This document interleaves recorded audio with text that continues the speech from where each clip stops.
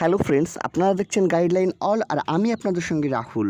প্রতিবারের মতো কিন্তু আবারও আপডেট নিয়ে এসেছি। তার আগে বলবো, যারা আমার চ্যানেলটিকে এখনও পর্যন্ত সাবস্ক্রাইব করেননি তারা আমার চ্যানেলটি সাবস্ক্রাইব করে ফেলুন আর পাশে থাকা বেল আইকনটিতে ক্লিক করে নোটিফিকেশন অন করে রাখুন, যাতে আমার দেওয়ার সমস্ত আপডেটগুলি কিন্তু আপনারা পেয়ে যান।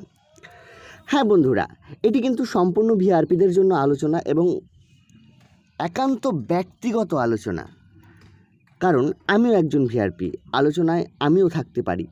কথা রাখেননি কিন্তু মুখ্যমন্ত্রী, কথাটা একদম সত্য যে কথা মুখ্যমন্ত্রী রাখেননি। গত 1 বছর আগে উনি বলেছিলেন যে ভিআরপিদেরকে পার্মানেন্ট করার ব্যবস্থা হয়ে গেল, অর্থাৎ পার্মানেন্ট বলতে তাদের কাজটা কিন্তু হারাবে না আর, অর্থাৎ তারা কিন্তু প্রতিনিয়তই কাজ পাবে এইরকম প্রতিশ্রুতি, অর্থাৎ তিনি 60 দিন করে দিয়েছিলেন এইরকম কথা।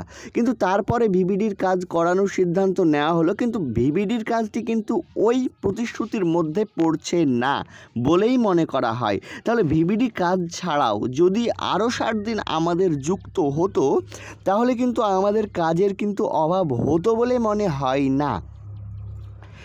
এইভাবে বিভিন্নবার আন্দোলন করার পরেও বা বিভিন্নভাবে নমনীয় মনোভাব দেখিয়ে আবেদন নিবেদনের মাধ্যমে সরকারের কাছ থেকে কাজ আদায় করার চেষ্টা যে বিফল তা 1 বছর পরে প্রমাণিত হয়েই গেল। যেহেতু 1 বছর পার হয়ে গেল, ভোটের দামামা বেজে গেল, এখনও পর্যন্ত ভিআরপিদের কোনো গতি কিন্তু হলো না। এটা কিন্তু চরম দুঃখের খবর। কিন্তু এর সঙ্গে সঙ্গে কি শুধুমাত্র মুখ্যমন্ত্রীই দায়ী? এখানে কিন্তু একটা প্রশ্ন থেকেই যায়, সেই প্রশ্নটা নিয়ে আলোচনা হবে। রাজ্য কমিটি খুব কষ্টে কিন্তু একটা আন্দোলনের দিনক্ষণ, পুলিশি যে অনুমোদন বা জায়গা বুকিং, সমস্তটা যে কি কঠিন কাজ যারা করে তারা জানে। ঠিক এইরকম একজন একটি আদর্শ রাজ্য কমিটির উপর যারা আঙুল তুলে তাদের প্রতি ধিক্কার, শত ধিক্কার। এরা সব থেকে শয়তান, এরা নিজেরাও কাজ করে না, অন্যকে করতেও দেয় না। এটা আমাদের মধ্যেই কিন্তু আছে কয়েকজন। কথাটা আমার শুনতে খারাপ লাগলেও এটা সত্য কথা। সেদিন রাজ্য কমিটি যখন 15ই ফেব্রুয়ারি যে আন্দোলন হলো কলকাতার বুকে, রাজ্য কমিটি ভেবেছিল যে আন্দোলনে সবাই ঝাঁপিয়ে পড়বে, গিয়েছিল তাই, দেখে মন ভরে গিয়েছিল সবারই যে কলকাতার রাজপথ কানায় কানায় ভিআরপিরা কিন্তু পরিপূর্ণ হয়ে আছে। সবাই কিন্তু অবাক, কিন্তু পরিশেষে কি দেখলো?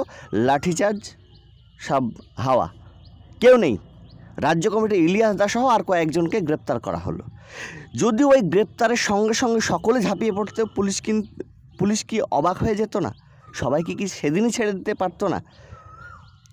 এই জন্য রাজ্য কমিটির আমাদের মাননীয় বা আমাদের সম্মানিত ভাই ইলিয়াস দা, তিনি একটু আফসোস করেছেন। এটা কিন্তু আপনার হোয়াটসঅ্যাপ গ্রুপে দেখেইছেন যে উনি কি আফসোস করেছেন। উনি কিছুদিন ব্যস্ত থাকার জন্য কিছু লেখেননি গ্রুপে, ওনার ব্যক্তিগত ব্যস্ততা থাকতেই পারে, সেটা বড় কথা নয়।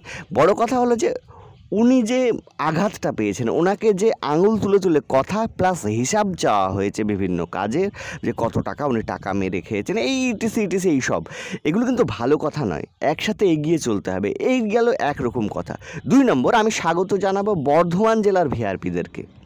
তারা যে একটা নতুন কাজ করলো, চিঠির মাধ্যমে কিন্তু আবারও একটি আবেদন তারা করলো, অর্থাৎ এটা একটা শান্ত প্রকৃতির আন্দোলন বলা যেতে পারে। তো এই আন্দোলনে কিন্তু আরও যে বিভিন্ন জেলার ভিআরপিরা তারা কিন্তু যোগদান সেভাবে করলো না। এটা কিন্তু আর একটা অন্যায়। কারণ সব রাজ্য কমিটি যদি সব জেলা কমিটির জেলা সভাপতি যদি এই সিদ্ধান্তটাকে ওয়েলকাম জানিয়ে সবাইকে আবারও এইটাতে অনুপ্রেরণা জোগাতো, তাহলে মনে হয় সবাই এই চিঠিটা প্রদান করতে পারত। তাতে মনে হয় সরকারের আরেকটু দৃষ্টি নড়ত। সেদিনকার আন্দোলনে, অর্থাৎ 15ই ফেব্রুয়ারির আন্দোলনে যে কিছু একবারে হয়নি তা নয়, সরকার বুঝে গিয়েছে যে এরা একবারে বসে থাকার পাত্র নয়। তাই বন্ধুরা, আমি হয়তো 2-1টা কড়া কথা বললেও আপনাদের কাছে ক্ষমা প্রার্থী। তারপরে আবারও হাত জোড় করে বলবে, চলুন বন্ধুরা, আমরা সবাই একসাথে এগিয়ে যাই। হয়তো আমি আমার চ্যানেলের মাধ্যমে বলছি, আমি কিন্তু সব সময় সঙ্গে থাকার জন্যই আছি, আপনারাও থাকুন। কারণ এই দুর্মূল্যের বাজারে চাকরি পাওয়াটা খুবই দুষ্কর। তাই সবাইকেই এগিয়ে যেতে হবে, রাজ্য কমিটির উপর আস্থা রাখতে হবে। যেভাবে চাইছে কমিটি সেভাবে চলতে হবে। সবাই কাঁধে কাঁধ মিলিয়ে চলবো, একসাথে লড়বো। জয় বাংলা, জয় ভিআরপি। ভিআরপির জয় হবেই। ভিআরপি জিন্দাবাদ।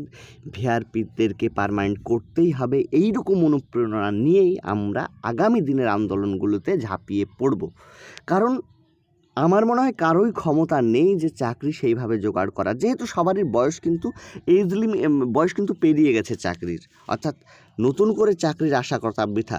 ভালো থাকবেন, সুস্থ থাকবেন, ধন্যবাদ।